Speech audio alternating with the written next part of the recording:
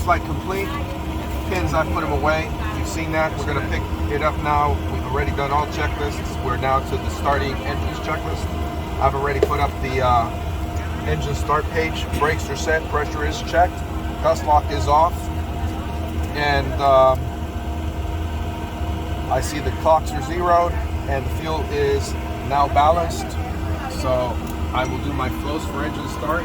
Start master's on. Air pressure is nice and good. 2 boost pumps are on. I see the 1 pack off and isolation valve open. Go ahead and go with the checklist. All right, start an engine checklist. Start page. Set. HP cock fuel. Off. Power levers. Idle. Gust lock. Released. Beacon switch. On. APU air. It's on. Fuel boost pumps. 2 on. Electrical power. Normal. Engine start master. It's on. Engine start switch. Okay, clear right. Right. Clearing right, starting engine number right. On. Star valve ignition.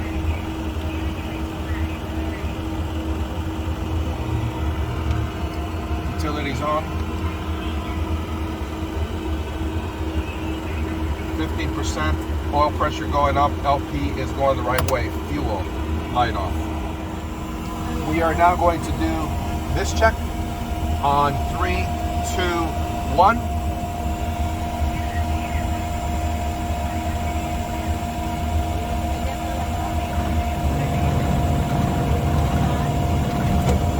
Good.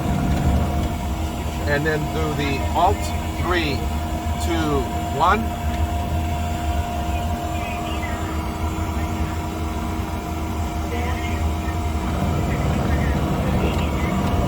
Okay, checks.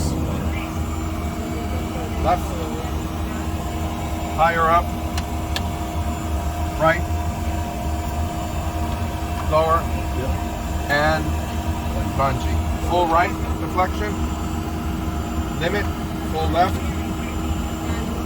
limit, nose wheel steering, on, yaw dampener, on, shoulder harnesses coming on.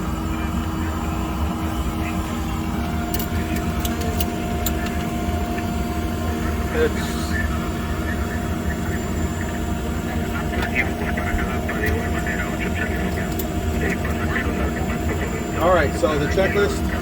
Start check. Start check. Start check. Start master. What? Start master. It's off. Electrical master left and right. Checked. External electrical power. It's good. Auxiliary electrical power. It's disconnected. Battery ammeter. It's all checked. Essential DC bus. Check. Emergency power. Armed. Doors. Closed. Pressurization control. Set. Fuel boost pumps cross flow valve. On and off. Nose wheel steering. Okay, it was off, and I did all my checks all the way through, which included the Ground spoilers. ground spoilers and Stall bearing. checked. Flight control bungee rotor. Checked. Yaw damper again. Yaw dampener is now was on. Okay. Nose wheel steering. It's on. Pedestal steering disconnect. It has. That's correct. Yep. Auxiliary hydraulic pump. Auxiliary hydraulic Pump. It's armed. Brake test. Oh, and that's the one that I'm going to do right now. 3 lights and extinguished. Brake test check.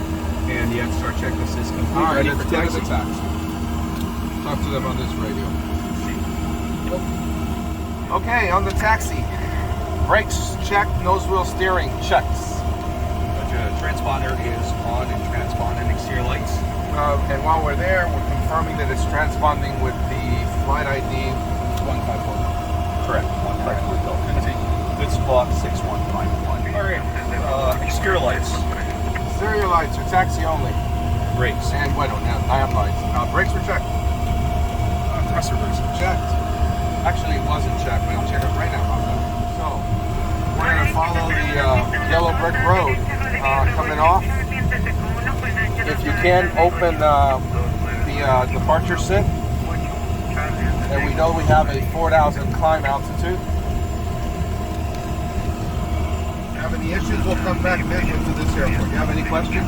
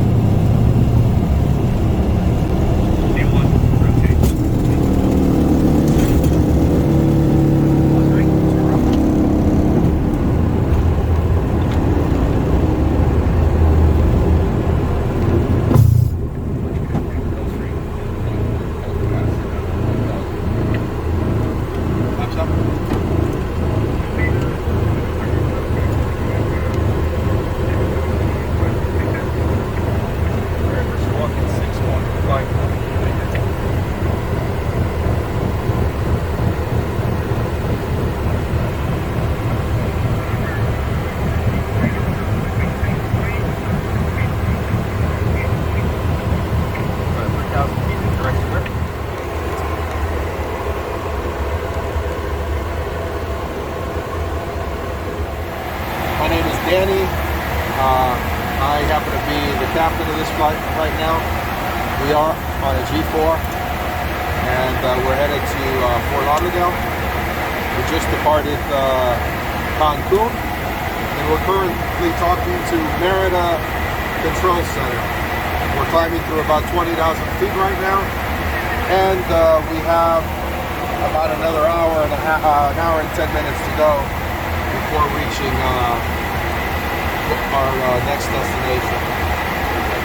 Calvin is with us. He's our first officer. He's been working with us for a while, and as a matter of fact, I think his first flights were with me. Not sure where, but I think we've traveled all over the world. Yes, we have. Over the last 5-6 years, to include most of Africa, most of India. Actually, our first flight is to Cancun, ironically. First flight was to Cancun. On the Hawker. Yeah, Hawker. So right now, this is one of my favorite airplanes, the G4, because it's a simple airplane to fly. It's got a nice avionics package. It's not as nice as the new stuff, but it's nice. It's what we call full EFIS. It's simple. It has good endurance. It'll go a pretty good long ways, obviously coast to coast. But it'll also do like a Miami to Argentina. So it could do some pretty interesting flights. The G5 obviously is a little better. It almost looks the same. There are some G5s that look identical to this, except they have engines that are a little bit more economical, weight's bigger, and that'll keep you in there 13, 14 hours. So it's a big difference. But for what most people do, this airplane right here gets it done any day of the week inside the United States. And it'll also do a 2-hour flight without it being tremendously expensive. So that's what we have. We are still climbing. Now we're climbing through 23,000 feet, 24,000 feet. We're over the Gulf Coast. Soon we'll be talking to Cuba Control Center, which then will hand us off to the Miami Control Center. And before we know it, we'll be speaking to the people at Customs in Fort Lauderdale. This is a short trip for a G4. An hour and 15 minutes is considered one of the shortest trips. This is a family flight, as you all know. As a matter of fact, you're my brother. And we have my girlfriend back there, and we have another brother back there. This is what we call a Part 91 flight, or a private flight. And we enjoyed Cancun. Took people there. We took a few friends there that wanted us to stay with them, but I want to spend some time in Florida. We'll come back and get him. He's my buddy, and I wish that I could have stayed there, but we traveled together quite a bit. So, outside of that, everything else is good. When did you You start can flying? go back there and film a little bit, your brother. I started flying in 1979 is when I got my private license. I actually started while in high school in a what's called a aerospace elective course, which would lead you into taking the written for the private pilot, so you become a student pilot. And then I went on from there. When I realized that working with the old man may not be the healthiest thing to do, I decided I better focus on some sort of a career. And this sounded good. But it didn't originally start as me wanting to do this for a career, but rather for pleasure. I think most people take aviation as a pleasure thing to do. I certainly did, and then it becomes a job. The job part is it's okay, but that's not how it started for me. For me, it started as a fun thing to do. Became a job. Can you talk about your license before the driver's license? Yeah, I was licensed in an airplane before I was licensed for the car. So I think I got my license for this when I was 17 years old, and I didn't get my license for a car until I was almost 18.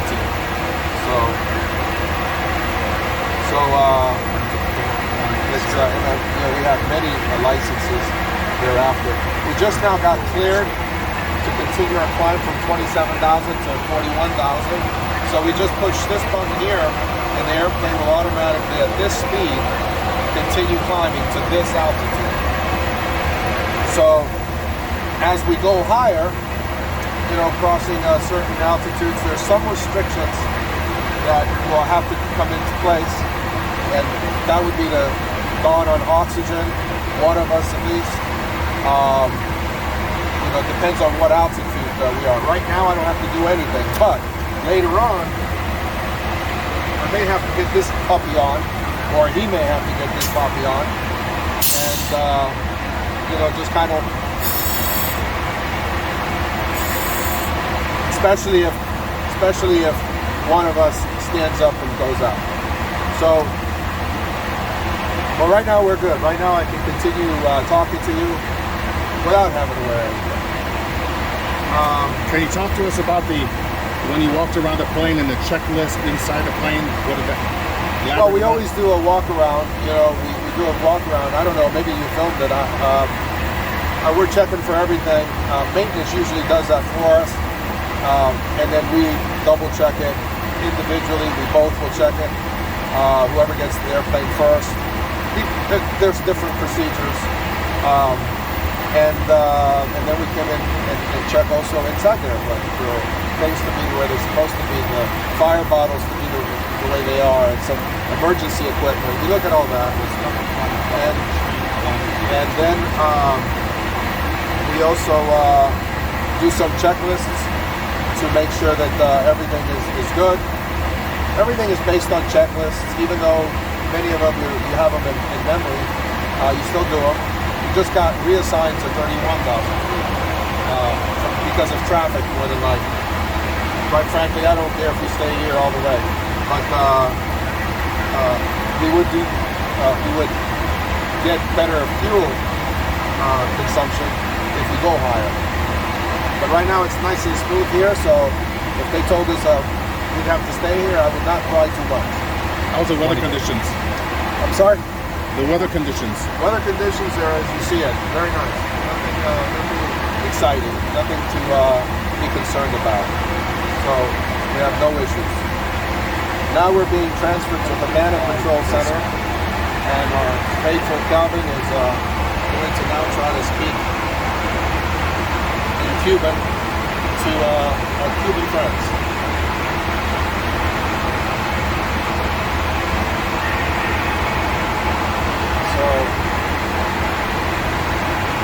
Can you talk about the autopilot? Are we on? Oh yeah, we're in autopilot. Yeah.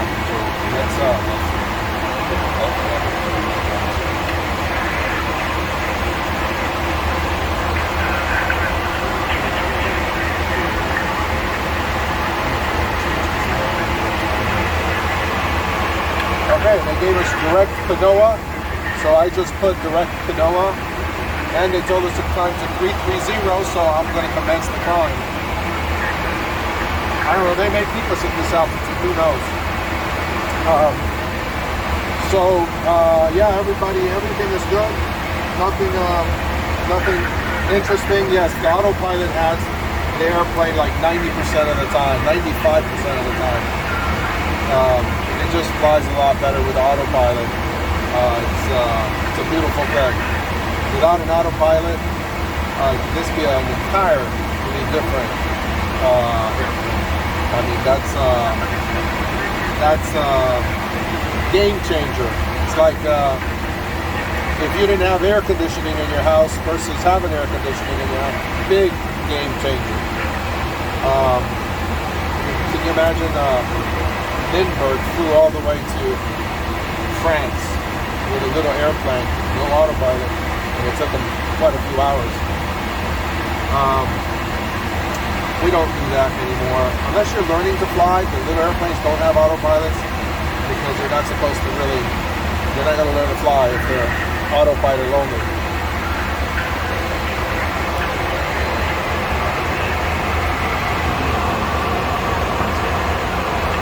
We now got finally approved to 410, so once again we commence our climb to 410. And we are going to do something real quick. Calvin is going to do something real quick.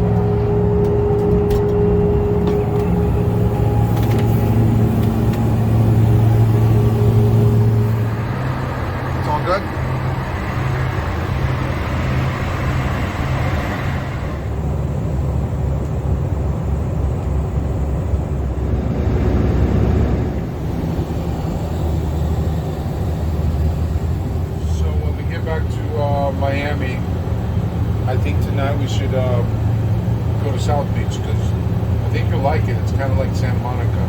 We can ride some bikes, just cruise around.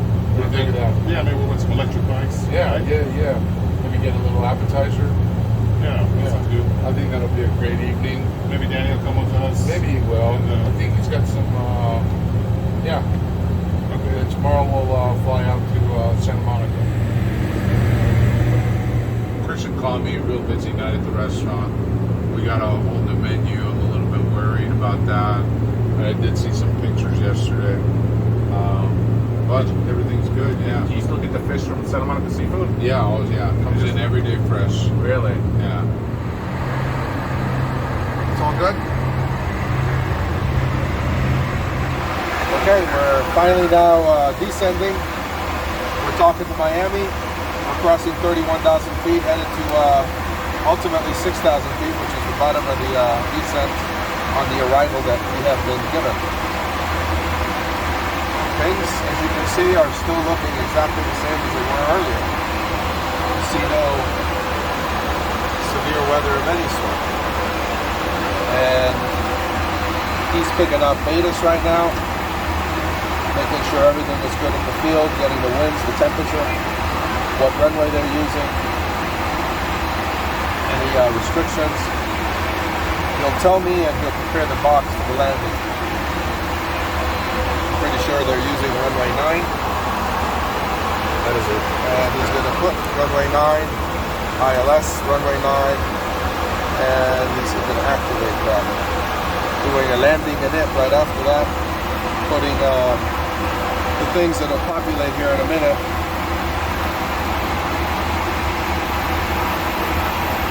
So the temperature right now was 31 degrees in Fort Lauderdale, and the winds were 090 at 9, making it a runway 9 landing. 31 Fahrenheit? Celsius, yes. Yeah, we have a landing right now of about 50,000 pounds, well below maximum landing weight. So it should be an uneventful flight. And how was your ride in the back? Very nice. Was it nice and cool? Yeah, nice and cool, very comfortable. Were you able to attend yourself without the flight attendant? Yeah, we took care of ourselves just fine.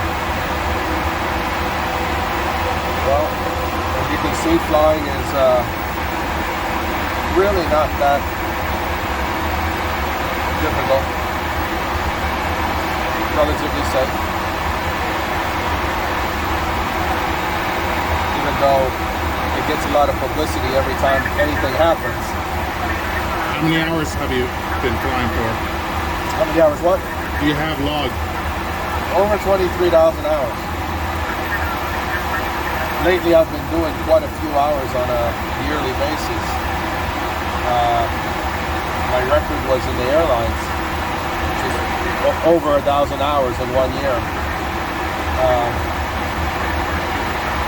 You know, for a while I was doing 800 to 1,100 yearly. To do that kind of amount of flying on non-airline equipment like this is very unusual. But having said that, last year I did 780 hours in this airplane. Well, these type airplanes. You know, this year I'm on target of doing about 600-700 hours, which is quite a bit. Fabian, let's not go ahead and wear this. See this here? Yes. The box. Pull up here. Yeah. All be above 9,000, right? You know, it doesn't really matter that much because it's still above, but it's according to the Yep.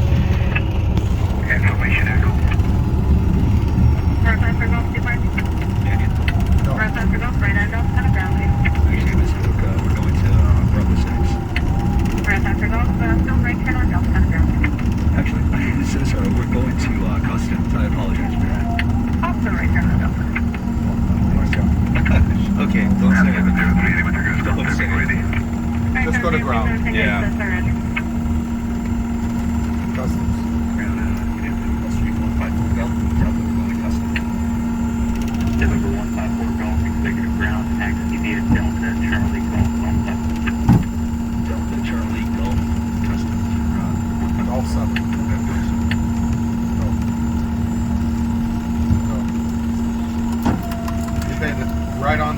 spot with the radius today.